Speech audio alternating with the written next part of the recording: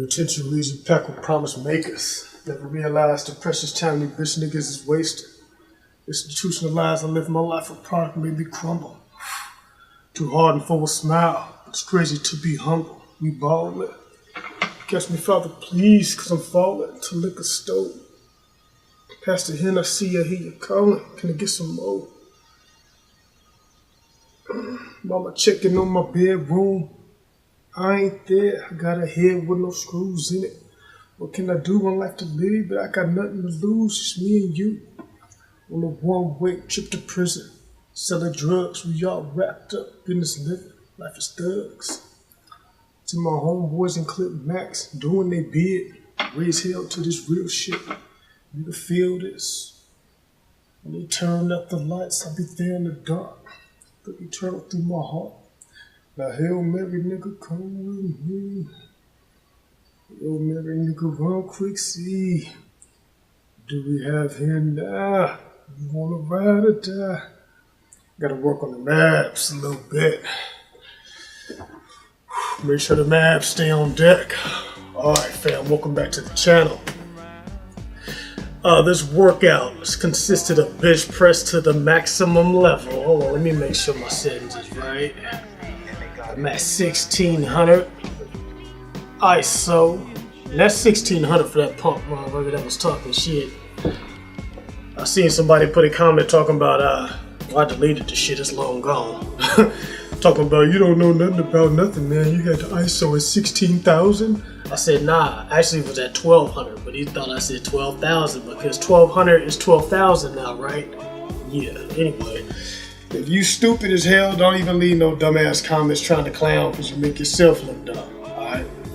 So anyway, this bench press workout consisted of a pause reps. Now I spoke about pause reps very thoroughly not too long ago, but being as there's always new people coming to the channel.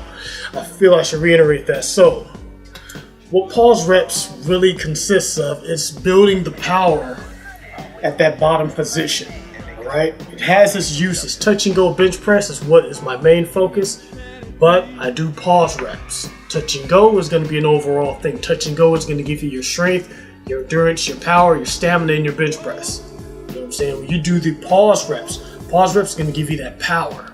Now, when it comes to overall muscle building, touch and go, you're going to get a lot more work out of touch and go. Touch and go is you go down, you go back up.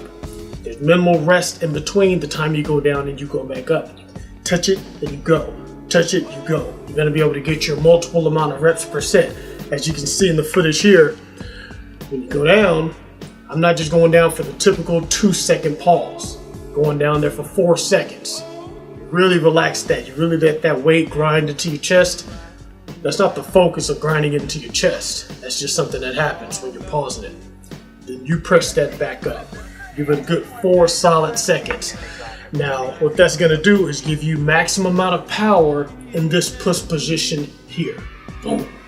Right there. Which is ultimately gonna increase your bench press strength. It's not really for size. The size is gonna come from, like I said, the touch and go, which is an overall builder. Which is gonna, boom, get those reps. You're thrashing those muscles, you're breaking down the muscle fibers. That's what touch and go is for. That's what pause reps are for. So this week really is it consisted of a lot of bench press, a lot of bench. I didn't even have that light day like I normally do. I know I say you have your light, medium, and heavy days. Right now I'm trying to kick this shit into overdrive. I'm trying to get this bench press back up. I remember there was a time where I put on 290 and I was hitting that bad boy for reps. So I want to get to that and move beyond it. All right. I want to go in and put on the 315 and hit that bad boy up for. In a natural world, I don't want to say something that sounds outlandish, but to set a goal, I want to hit 315 for my body weight. I'm 5'8", 157 pounds. So I want to be able to hit 315 for a good solid, I'll say 6. So my main focus with this thing is to show the natural lifters out there that you do have what it takes to build muscle and build strength naturally. I do want to touch on something that's not even related to this video. So Blaha, he had put a video up about Kino Body, saying that he gained 8 pounds of muscle. And he didn't say the amount of time. I didn't watch the actual Kino Body video where he said it, but I've heard him say crazy things like that before. So, you know, that all goes back to, you know, people in the fitness industry. A lot of people are fluff. A lot of people are like satire. You know, it's just, you don't know who to listen to. You hear a lot of different stories. You hear guys saying you can only gain this amount of muscle in a year. Then you have these guys claiming they're natural, saying, hey, I gained 8 pounds of muscle, 10 pounds of muscle in a year. From what Blaha was talking about in the video, it seems like, well, he actually, if I recall correctly, he said he didn't hear him say the exact amount of time it took him to gain that 8 pounds. But given, you know, from the way his channel is run, it had to be within at least 8 months to a year. 8 months to a year, he said he gained 8 pounds of muscle.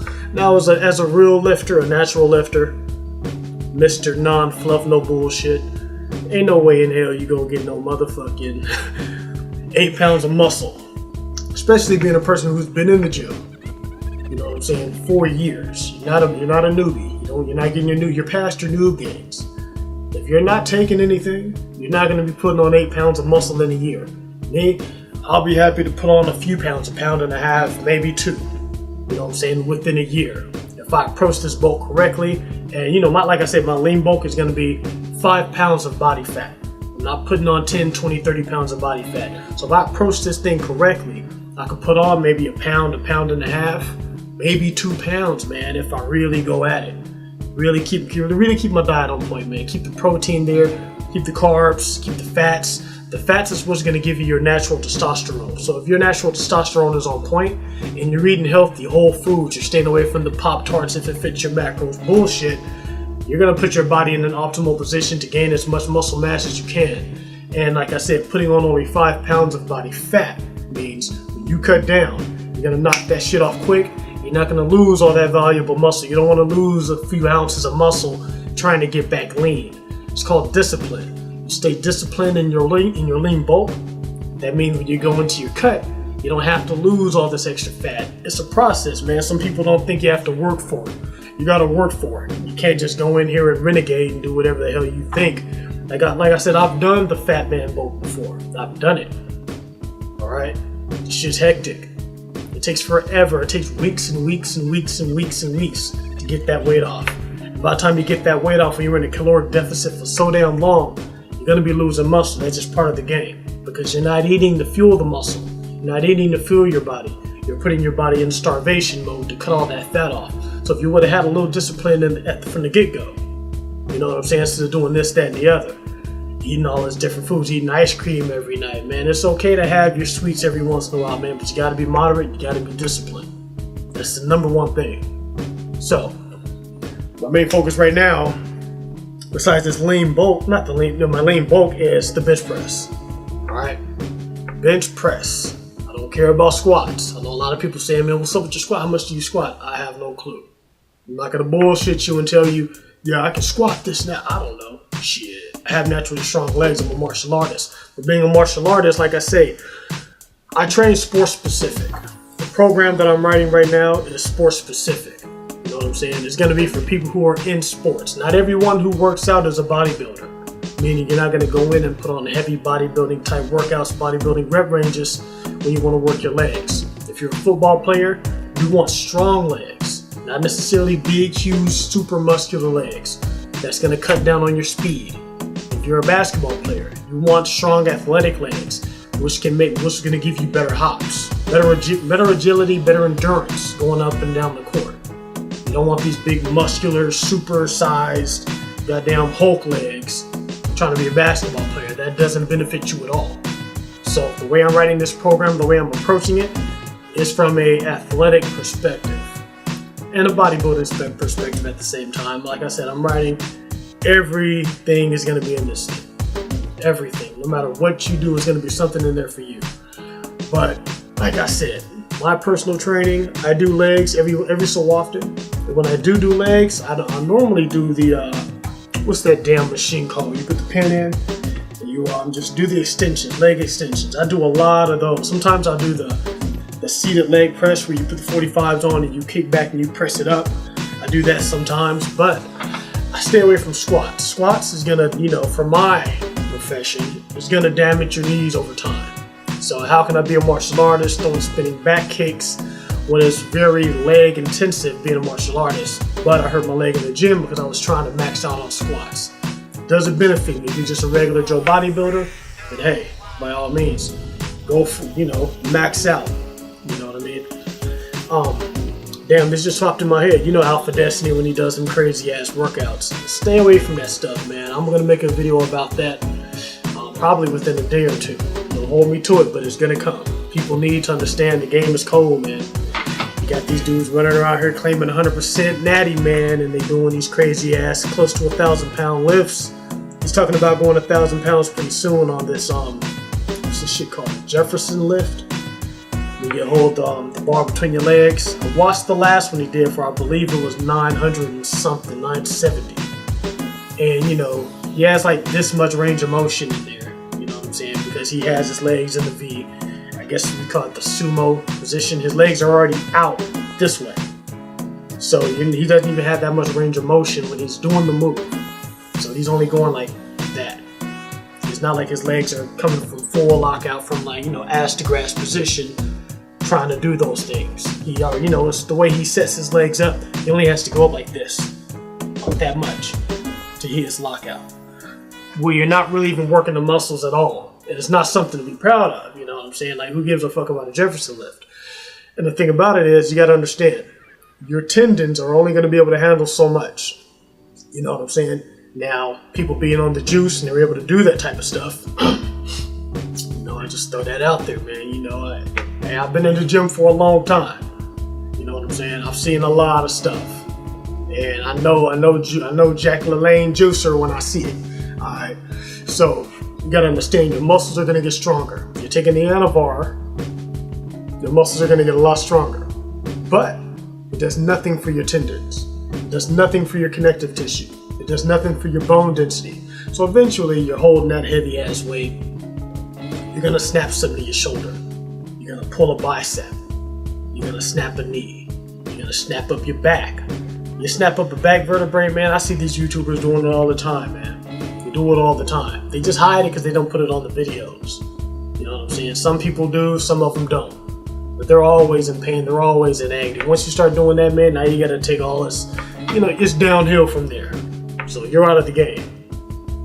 What's the point of it? Makes no sense to me. You know what I'm saying? Maxing out every week, doing these crazy lifts. It's all ego, man. Leave that shit at the door. But yeah, as for me, I'm sticking to a smart training routine. We'll be coming out with a program pretty soon. It takes time, man. I don't rush what I do. I like to be a perfectionist, very precise and meticulous in the way I'm doing this thing. So, it's coming. Wait for it. But as far as this workout, it was pretty solid, man. It's pretty solid, Stick to my guns. I'm seeing the strength go up. The bench press is going up.